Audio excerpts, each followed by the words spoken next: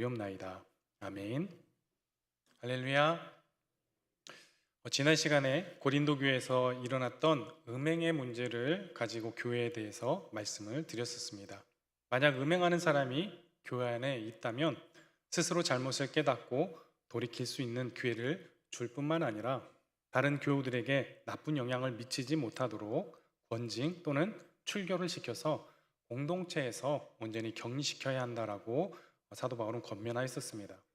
이어서 5장의 음행에 관한 이야기 이후에 이제 6장에 와서 형제가 서로에 대한 더불어 고발하는 내용으로 이어지고 있는데 서로 다른 이야기를 하는 것은 아닙니다. 18절에서 다시금 음행을 피하라는 말씀을 하고 있고 또 그 이야기가 7장에서는 결혼의 문제로 이어지고 있기 때문입니다. 따라서 이 모든 내용을 각기 다른 문제로 볼 것이 아니라 복음이라는 맥락 안에서 같은 시각으로 바라봐야 할 줄 생각합니다. 오늘 본문에서도 고린도 교회 내에서 일어난 한 사건을 말하고 있습니다. 그것은 성도 간의 소송 문제입니다. 교회도 사람들이 모인 그런 모임이다 보니 성도 간에 때로는 분쟁과 다툼이 생길 수가 있습니다. 그런데 이러한 문제를 교회 안에서 지혜롭게 해결하지 못하고 세상 법정으로 가져가서 세상 사람들 앞에서 교회의 수치를 드러내 놓았습니다. 중요한 것은 성도 간의 다툼의 문제를 가지고 세상 법정에 소송을 걸었다라는 것이 더욱 큰 문제라는 것입니다. 오늘날에도 이러한 일이 많다 보니까 많은 성도님들이 전혀 이러한 문제의식을 가지고 있지 않거나 너무나도 당연한 일로 생각하기도 한다는 것입니다. 사도 바울은 성도 간의 소송을 세상 법정에서 하면 안 되는 이유를 오늘 말씀을 통해서 몇 가지로 우리에게 말씀하고 있는데 함께 살펴보도록 하겠습니다. 본문 1절 말씀을 다시 한번 보겠습니다. 1절입니다. 시작. 너희 중에 누가 다른 이와 더불어 다툼이 있는데 구태여 불의한 자들 앞에서 고발하고 성도 앞에서 하지 아니하느냐. 아멘. 1절에 너희 중에 누가 다른 이와 더불어 다툼이 있는데 라고 말씀을 시작합니다. 여기에 나오는 다툼은 일반적인 사람들의 다툼이 아니라 법적인 다툼을 의미합니다. 원문은 복수형으로 사용되어서 고린도 교회 안에는 이러한 문제들이 종종 일어나고 있었다는 것을 우리는 짐작하게 합니다. 교회 공동체는 거듭난 하나님 자녀들의 모인 공동체입니다. 그러나 인간은 주님의 보혈로 의롭다함을 얻게 되었지만 여전히 불완전한 인격과 기질과 성품을 가진 존재들입니다. 그래서 이러한 인간들이 공동체 생활을 하다 보면 여러 가지 갈등이 일어나지 않을 수가 없습니다. 사람이 살아가면서 심각한 갈등과 문제들이 일어날 수밖에 없다는 것입니다.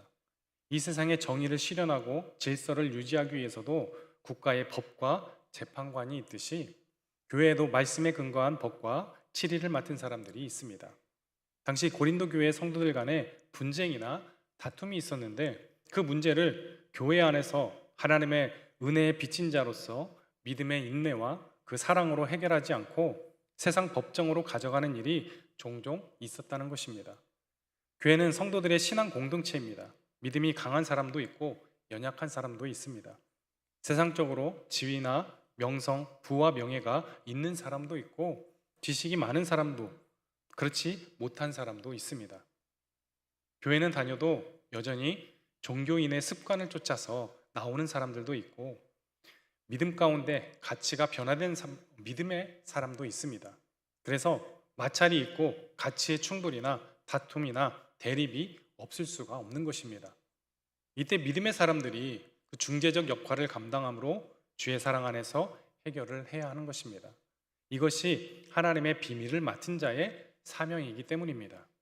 그런데 고린도 교회 성도들은 이런저런 문제들이 생기면 스스로 해결하는 것이 아니라 세상 법정으로 그 문제들을 가져갔던 것입니다. 사도 바울은 교회 내 성도들 사이에 이러한 분쟁이나 다툼의 문제를 해결하기 위해서 교회 밖 세상 법정에 소송하는 것이 잘못되었다고 오늘 본문을 통해서 우리들에게 말씀하고 있습니다. 본문의 불의한 자들이란 믿지 않는 사람들이 법관의 자리에 앉아있는 세상 법정을 의미합니다. 그런데 바울은 세상 법정을 불의한 자들 앞에서라고 표현을 하고 있습니다. 그들은 하나님의 나라를 상속받을 수 없는 자들이라는 겁니다. 어둠에 속한 자들이라는 것입니다. 그런 그들에게 교회 안의 문제를 맡기고 그들 앞에서 송사를 벌이고 있는 것입니다. 하지만 그들이 불의한 사람이기 때문에 이 말씀을 한 것은 아닙니다. 물론 불의한 재판관도 있을 것입니다. 그러나 그 말씀을 한 이유는 우리가 형제끼리의 문제를 세상 법정까지 끌고 가는 것 자체가 하나님 앞에서 불의한 행동임을 알아야 한다라는 것입니다. 그래서 본문에 구테여라는 단어가 톨마오라고 하는데, 이 말은 감히 무엇을 하다라는 의미입니다. 이 단어는 신약 성경에서 약 16회 정도 사용이 되었는데, 특히 마가복음을 보면 15장 43절에 아리마대 요셉이 헤롯에게 예수의 시체를 달라고 하였을 때 이 단어를 당돌하게라고 번역을 하였습니다. 그러니까 우리가 정말 하나님의 사람이라면 감히 해서는 안 되는 당돌한 짓이라는 것으로 표현하고 있는 것입니다. 교회 공동체 안에서 해도 되는 일이 있고 절대 해서는 안 되는 일이 있습니다. 교회이기 때문에 해서는 안 되는 일이 있다는 것입니다. 아무리 내가 억울해도 교회이기 때문에 내가 참아야 하는 그러한 일들이 있다는 것이죠. 그런데 고린도 교회 성도들은 그걸 참지 못하고 결국에는 세상 법정에 고발하는 그러한 사태가 발생하게 되었다는 것입니다. 이에 대해서 사도 바울은 이렇게 책망하고 있습니다. 우리 본문 2절, 3절을 함께 보겠습니다. 2절로 3절입니다. 시작.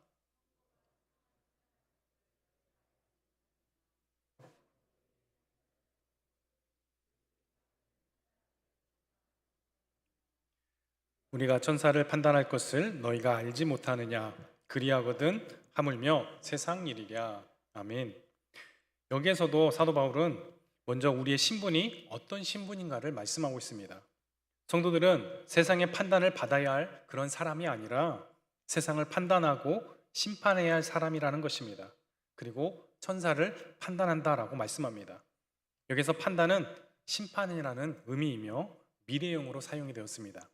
이 말은 장차 심판의 그날이 오면 성도들이 불의한 자들을 판단하고 심판할 자들이라는 의미를 함께 가지고 있는 것입니다. 이것은 우리가 마지막 심판의 날에 주와 함께 세상과 타락한 천사들을 심판하게 될 것을 말씀하고 있는 겁니다. 이것은 종말론적인 관점을 가지고 말씀하고 있는 겁니다. 최후의 심판 때에 성도들은 심판에 참여한다 하였습니다. 그래서 마태복음 19장 28절에 이렇게 말씀합니다. 우리 같이 한번 읽겠습니다. 시작. 예수께서 이르시되 내가 진실로 너희에게 이르노니 세상이 새롭게 되어 인자가 자기 영광의 보좌에 앉을 때에 나를 따르는 너희도 12 보좌에 앉아 이스라엘 12지파를 심판하리라. 아멘. 이때 주님과 함께 심판해야 할 사람들이 이 세상에 의해서 판단을 받겠다고 세상의 법정을 찾아가는 것이 어떻게 되는 것이냐라고 묻고 있는 것입니다. 그런데 지금 일어나는 이런 갈등과 분쟁은 어떤 문제입니까? 온 세상을 심판하고 천사들을 심판하는 것에 비해 너무나 사소한 문제다라는 것입니다. 나라 전체를 다스려야 할 대통령이 사기꾼 한 사람을 잡고자 온 나라를 잡아 뒤지듯이 그런 일을 하고 있다라는 것입니다. 그래서 이전에 지극히 작은 일을 판단하기를 감당하지 못하겠느냐라고 말씀하고 있는 겁니다. 엄청난 문제를 해결할 권세와 능력을 가진 자가 이렇게 지극히 작은 문제에 얽매여서 그렇게 살아야 되겠느냐라는 말씀입니다. 다윗이 사울에게 고백한 것처럼 이스라엘 왕이 한 벼룩을 수색하러 전국을 수색하는 것과 같은 것입니다. 그런데 사울 왕은 여기에서 목숨을 걸었습니다. 자나깨나 다윗을 죽이려는 생각뿐이었습니다. 완전히 여기에 사로잡혀 나라의 일은 뒷전이었고 다윗을 잡기 위해 혈안이 되어 있었습니다. 이렇게 해서 얻게 된 것이 무엇입니까? 결국 다윗도 힘든 인생을 살았고 자신 또한 하나님의 심판을 받아서 비참하게 망하는 길로 갔을 뿐입니다. 오늘 말씀은 비단 교회 안의 문제를 가지고 세상 법정에 들고 가는 것만을 말씀하는 것만은 아닙니다. 우리 안에 일어난 문제는 정말 지극히 작은 일이라는 것을 우리가 알아야 한다는 것이죠. 당사자에겐 정말 심각하고 큰 문제일 수도 있습니다. 하지만 주님이 보실 때는 정말 사소한 문제로 목숨을 걸고 싸우는 것으로만 보인다라는 것입니다. 특히 세상 일로 번역된 비오티카라는 단어가 법정 용어가 아니며 일반 생활에서 발생하는 평범한 일이라는 의미를 가지고 있습니다. 이는 당시 고린도 교인들이 일반 상식으로도 판단할 수 있는 매우 사소한 일들까지 법적인 판단을 요구하였음을 암시하고 있는 것입니다. 이처럼 본절은 바울의 수사적 질문으로 성도라는 신분의 존귀함을 종말론적 심판의 관점에서 서술하며 매우 사소한 일들까지 세상 법정에서 소송하고 있는 어리석은 고린도 교인들의 모습을 역설적으로 설명하고 있는 것입니다. 하늘의 문제로 온 세상을 판단할 자들이 땅의 문제로 사소한 다툼에 목숨을 걸고 그것도 모자라서 세상 법정까지 끌고 가는 것은 그리스도인의 삶에 어울리지 않는 모습이라는 것입니다. 이런 작은 일 하나도 판단하지 못해서 서로 죽일 듯이 달려들고 목숨을 걸고 싸우는 이러한 모습은 교회 안에서 절대 있어서는 안 될 모습인 것입니다. 우리는 우리의 신분을 잘 알아야 합니다. 그리고 거기에 걸맞게 생각하고 판단하고 결정하며 살아야 하는 존재들입니다. 그래서 우리는 작은 일 때문에 목숨을 걸고 싸우는 어리석은 짓을 하지 말아야 할 것입니다. 정말 큰 일을 이루기 위해 함께 협력하며 전진하며 나아가야 할 하나님 나라의 백성들이라는 사실을 우리는 절대 잊어서는 안 될 것입니다. 우리 본문 4절 말씀을 보겠습니다. 4절입니다. 시작. 그런즉 너희가 세상 사건이 있을 때 교회에서 경히 여김을 받는 자들을 세우느냐. 아멘. 여기서 세상 사건 역시 3절의 세상 일처럼 살아가면서 겪는 세상 일들을 뜻합니다. 경히 여김을 받는 자들이란 세상 법정의 재판관들을 가리킵니다. 이 구절은 성도들이 세상을 살아가면서 발생한 분쟁을 하나님으로부터 의롭다함을 받지 못한 사람들, 다시 말해서 세상법의 잣대로 재판하는 사람들에게 맡기는 것은 교회가 할 일이 아니다라는 뜻입니다. 이 말씀은 세상 법정을 교회에서 무시해도 된다는 말은 아닙니다. 교회는 세상의 법정을 존중해야 합니다. 그러나 세상 법정은 한계가 있음을 알아야 한다는 것이죠. 그들은 하나님의 법을 모르고 있으며 하나님 나라의 원칙도 모르는 사람들입니다. 그래서 그들의 판단은 인간적인 판단과 세상적인 판단이 될 수밖에 없는 것입니다. 그러므로 그들은 하늘에 속한 사람이 아니기 때문에 결국 그들의 삶의 방식이 하늘의 지혜가 없음을 지적하며 하나님의 법이 아닌 세상의 법을 따라 판단하게 될 것을 말씀하고 있는 겁니다. 이로 인해서 5절에서 사도 바울은 그들을 부끄럽게 하기 위해서 말을 한다라고 하며 너희 가운데 그 형제 간의 일을 판단할 만한 지혜가 있는 자가 이같이 하나도 없느냐라고 말하면서 책망하고 있는 것입니다. 고린도 교회는 지혜에 대해서 자랑하고 자부심을 가지고 있는 사람들이 참 많았습니다. 그런데 형제들 사이에 발생한 이런 일을 판단할 수 있는 사람, 이런 일을 해결할 수 있는 사람이 한 사람도 없는데 어떻게 지혜가 있다고 자랑할 수 있느냐라며 책망하고 있는 것입니다. 계속해서 6절에서도 형제가 형제와 더불어 고발을 합니다. 그것도 믿지 않는 자들 앞에서 가서 고발을 하고 있었던 것입니다. 이에 대해서 사도 바울은 차라리 세상 법정에 서로 고발하는 그러한 것보다 불의를 당하는 것이 낫다라고 말합니다. 본문 7절 말씀을 우리 현대인의 성경으로 한번 보도록 하겠습니다. 시작. 여러분이 서로 소송하는 것은 성도로서 이미 실패했다는 것을 말해주는 것입니다. 차라리 여러분이 손해를 보거나 속는 것이 더 낫지 않습니까? 아멘. 교회 안에서 서로의 이익을 위해 세상의 힘을 빌려서 자기 것을 챙기려 하지 말고 차라리 손해를 보거나 속아주는 것이 더 낫다라는 말씀입니다. 이렇게 하는 것이 쉬운 일은 절대 아닙니다. 이러한 모습은 진심으로 구원이 무엇인가를 알고 그리스도의 사랑을 깨닫지 않으면 불가능한 일입니다. 나를 보는 것이 아니라 교회의 유익을 바라보지 않으면 할 수 없는 일이기 때문입니다.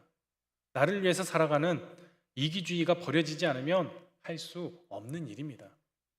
이것은 우리의 인격이나 양심으로 되는 일이 아니라 하나님의 은혜와 사랑을 깨달음으로 되는 일이기 때문입니다.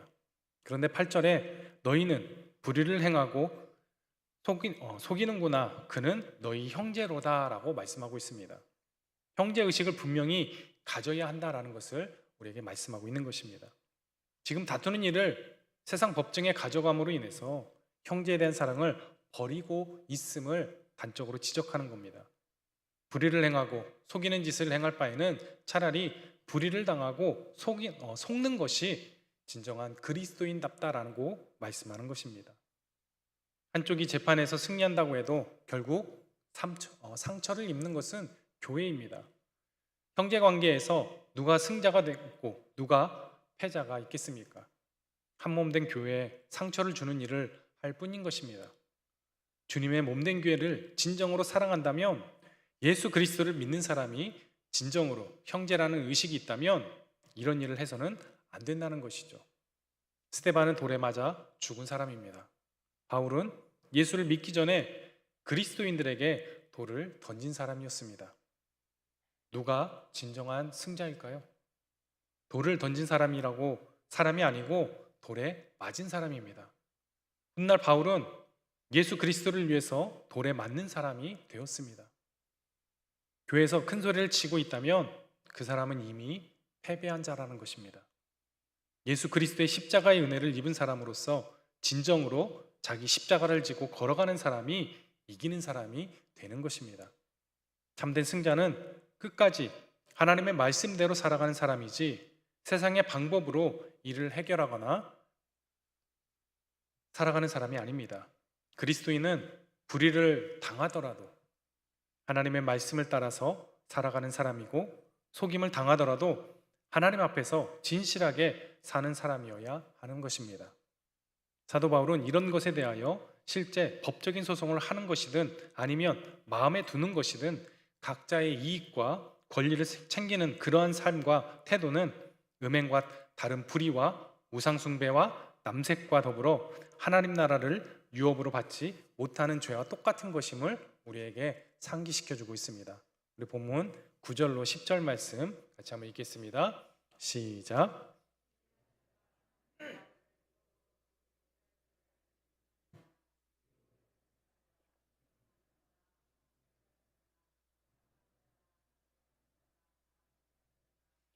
도적이나 탐욕을 부리는 자나 술 취하는 자나 모욕하는 자나 속여 빼앗는 자들은 하나님의 나라를 유업으로 받지 못하리라. 아멘.